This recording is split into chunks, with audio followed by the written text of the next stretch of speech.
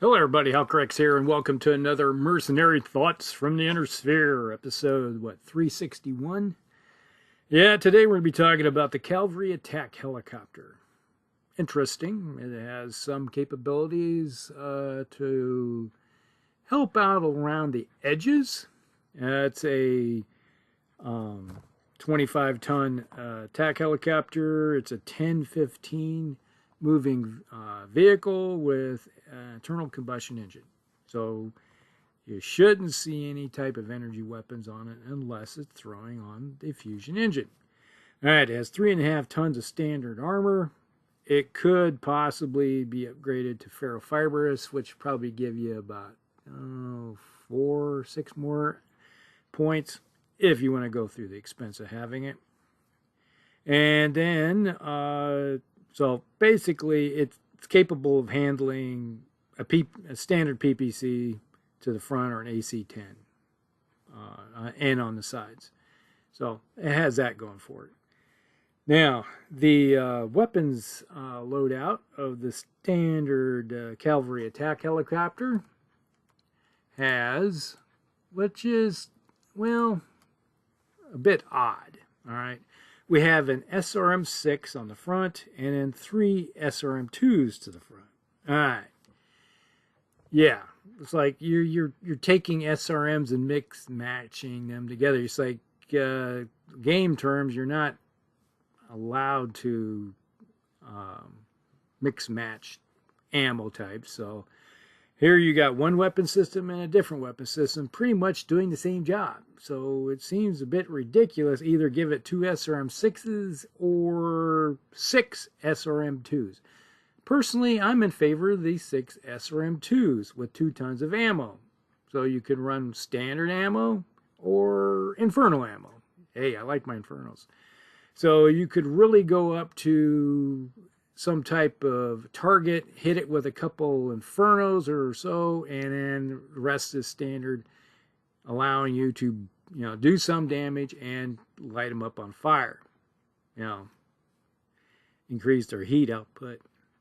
And if you're shooting, let's say, a vehicle or something, you have a good chance of throwing some rolls on the crit table, and along with doing some damage, and maybe even getting lucky with some of that damage going into the crit area. So, yeah, I'd be dumping the SRM-6 in favor of 3 more SRM-2s. Just, that's just the way I operate. I like to keep my ammo locked together in a single, dual abilities, like running 2 different types of ammo types, like with your SRMs. So you can go do that route. I just don't like having one weapon system here with this ammo and then one weapon system over here with this ammo, and you can't share it. All right, it just seems ridiculous to me. So that'd be one of the biggest things I'd ever change on the standard Cavalry Attack Helicopter. Now, the interesting thing is, being it's a 10-15, you're not, if you go in a straight line, just go your standard 10, lowering your to-hit modifiers. You still can get a 5 mod. You can go 15 straightforward and still only get a 5 mod, because you get 4 for going 10 plus, and then you got 1 for being VTOL. For being an aerial target. So, yeah. So if you're able to just go 10 forward and get that 5 mod, yeah, might as well.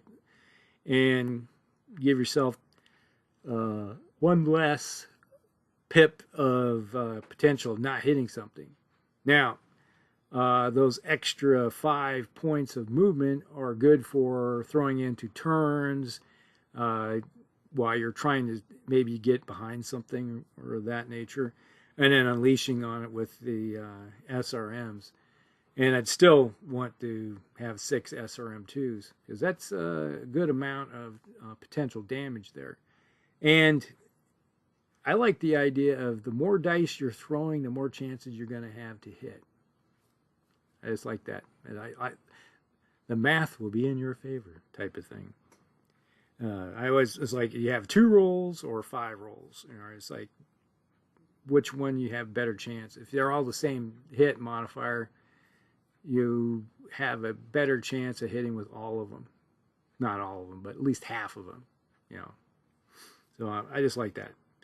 So that is the standard configuration. So how would you use this thing?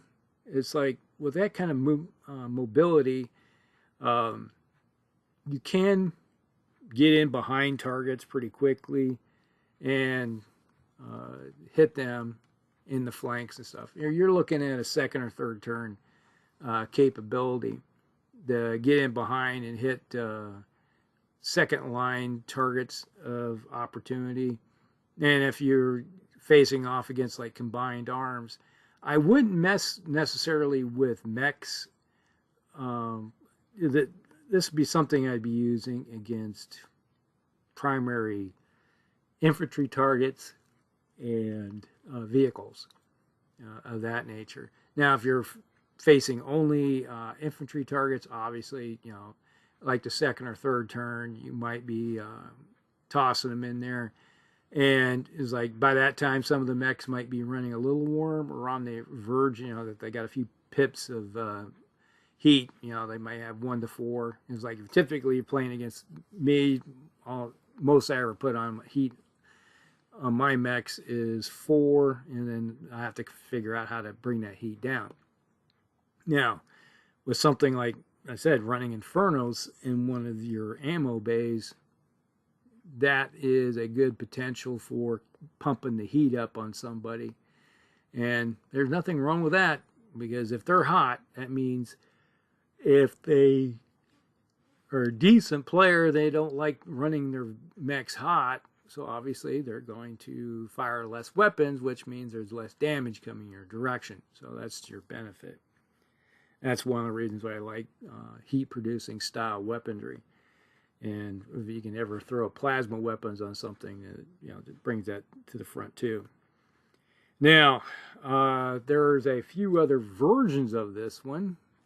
Now, they call it the SRM version. This one increases the SRM2s to 4, but they do that by reducing a ton of armor on it and drops the battle value down to 509 versus, well, actually it goes up to 509 versus the 503 with the standard version. So just a little bit more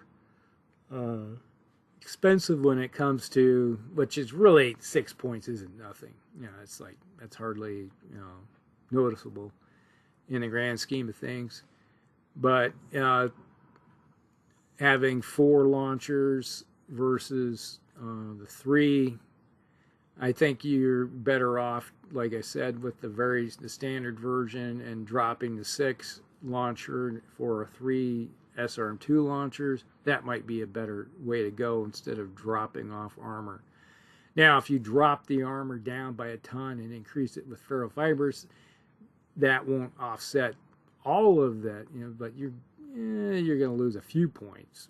You know, it's what, 10 points versus. So there's that aspect of it. But still, not a fan of dropping armor on stuff. Now, the next version they have is the infantry version. This came out in 3063. Now what they did is they got rid of the internal combustion engine, replaced it with a fusion engine, and then they added a 4-ton infantry bay and have 3 medium lasers to the front and 3 machine guns with a half-ton of ammo. So there's 2 tons wrapped up in machine guns with 3. So there's your 7 altogether, and which, you know, is basically pretty close to a direct swap out with the weapons, because you have 8 tons wrapped up in SRM ammo and weapon systems before. Now you swap it out to 7. So, or is that 8? That's still 8. 2, no, yeah. So 259. Okay, yeah, you're gaining a little bit, and it comes out 615 battle value. I had to do the math in my head real quick all of a sudden. Not very good. Then, allowing you with 4 tons of infantry space. Yeah, you could carry a 4-ton battle armor unit, which is what, four infantry, or you could run straight leg infantry squad, or a it's like what page, what, 213 I think it is of the Total Warfare book, I think, if I remember off the top of my head, is where you can find, you know, the different tonnage of the different units that you can bring in. So yeah, that gives you some options. You could bring, I think, a jump infantry squad, straight leg infantry squad. So gives you a little bit of capability, you know, running up forward and then dropping your infantry off on an objective, and then start flying around with those 3 medium lasers. Now, the 3 medium lasers are a little bit harder hitting, along with the machine guns. And the machine guns are good for taking on closer infantry targets. You know, you could do a flyby, hit them with the machine guns, and then the medium lasers could hit, you know, other targets if you want to. They're almost practically worthless against infantry. Yeah, you could kill up to 3 troopers, you know, with unless they're battle armor, then obviously it's useful against battle armor, but not against straight leg, you know, or your basic crunchy style infantry, because, you know, energy weapons, oh, 1 man, 1 target, you know, you hit once, it could be whatever it may be. It doesn't do 15 damage or 10 damage to a target. You know, it only kills 1 guy, so you're kind of wasting things. But if that's your only target at the time, yeah, might as well use them. But getting in behind a mech or something and hitting it with 3 medium lasers in the rear, when most mechs are running 5 to 10 points of damage on the backside, you have a potential of punching through and getting into the juicy parts. Yeah, we had one of our past games we had, was it Pegasus? I think it was Pegasus. Got in behind a Battlemaster and hit it. You know, 2 of them hit the rear end and did some damage to it, and basically took out its gyro. That's all it did, was just a little bit of plinky damage in the back, and hit the gyro with a crit, and it went down. It was done dinner. So it is possible to really jack up somebody's day, hitting him in the rear. So I can see the usefulness of this version for delivering packages and doing some damage. Then we have the LRM version. This came out in 3055. This one changes the SRM-6 and 2 SRM-2s for an LRM-10. All right, so and this was at 487 battle value. All right, so an LRM-10 can be useful, depending on the type of ammo you throw in it. You know, you could use some specialist ammo in there. It's like throw some thunder in there, thunder rounds, and drop off some minefields here and there, or you just go the standard LRM ammo, and then hit targets out at distance, and be more of a harassment type of vehicle, as it stands off at a distance and just starts plinking away, using your standard movement of 10, keeping the movement mods down to some extent, and maybe trying to get up to a 3 or 4 mod with minimal amount of movement necessary to do that. So if you can move up to 7 and then make a couple turns and present yourself, shoot targets, you know, out at long distances, and keeping everything down a bit, and then hitting easy hit targets, you know, like there could be some pigs or something out there that are moving slower, so they only have a 1 mod on them. So, you know, that could be your primary target, just to do, you know, because you're going to be hitting on an average 6 points of damage. A 5 and a 1, that's pretty much average what you're going to roll with an LRM-10. Now, something to be said, you could have gone with a couple LRM-5 launchers instead of the 10, and then saved yourself a ton for maybe another ton of ammo, that go with the 2.5 launchers, or put a half-ton towards a machine gun and a machine gun. So you got something up close to take on infantry. The things to think about. Then we have the tag version. This came out in 3059. This one is equipped with an LRM-10 and a tag. All right, so it's obviously, this comes out at 495 battle value versus the 487 of the previous version, LRM. And with the tag, it kind of helps light up targets for you and go with your LRM-10 launcher. And it still goes back to the whole thing I was talking about before, maybe going with a couple of LRM-5s instead.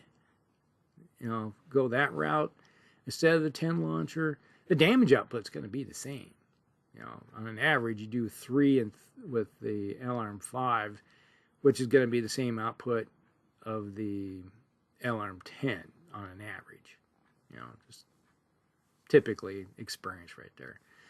So, and I don't remember if the LRM-10 or LRM version, the tag version, is running a fusion engine on it. So if it's running a fusion, you could always, if it has a fusion engine on board, because I don't have a write-up on that version per se. If it does have a fusion, and you save a ton, yeah, you could put a medium laser instead. That's something to think about. All right, then we have the Cadence Rain version. Okay, now this was the Infiltrator version. It carries vehicle stealth armor, Guardian ACM, which go together. Okay, and you have 4 tons of infantry for taking care of battle armor. So you got a 4-man squad of battle armor you can carry around. And it has a jet booster for, getting, the jet booster gets you some extra little speed out of that thing. So I think it's, 3? Yeah, something like that. Where add a little bit more distance going down range if necessary. Get you down the field quicker. And obviously with the Guardian ECM and the stealth armor, and it keeps the ability to be hit at long ranges versus, now once you get into medium and short ranges, that's a different story. But being able to keep that down is important while you're delivering your packages and getting them behind cover. If you're using NAP type of tactics where you're running around and staying behind, when you go behind type of terrain, drop your package off, then go elsewhere. But it only has 3 mag shots on board. It's like kind of basically harassment style weapons. It's like 3 machine guns, but longer ranges. And they're good against infantry, and you can do some damage against, a little bit of plinky damage against battle armor. Comes in at 568 points. So kind of useful, but increases your survivability of your transport for your infantry, which really the infantry are the ones that you're trying to get elsewhere. And then it's just an afterthought, with the vehicle. Maybe you're going back, if you're playing one of those scenarios where you're going to go back and forth and deliver and then come back again with some more infantry, go that route. So kind of useful. Then we have the Cavalry Infantry version. This one has a pair of mag shots and a chin turret, so a little bit more capability of getting training on a target versus having to point and shoot type thing. Has stealth armor and the Guardian ECM and the jet booster, and a 4-ton infantry base. So it basically comes out at 446 battle value, but a little bit less. You're taking some off and putting on a chin weapon. So there. A little more versatility with less potential damage. And really, you're only using it for taking on basic infantry. That's its whole purpose. So, but that's it. That is the Cavalry Attack Helicopter. Useful? Yeah, definitely useful. It won't break the bank. It's something that's mobile, gets you down range. Some of the different versions can deliver infantry. I kind of like the idea of the one SRM version, and just go with 6 SRM2s instead, with 2 different types of ammo if you want to, increasing your versatility. And that's kind of how I look at that. So that's it. That's the Cavalry Attack Helicopter. Hope you guys like it. Like and subscribe, share with friends, and we'll see you in the next one. Hellcrix out.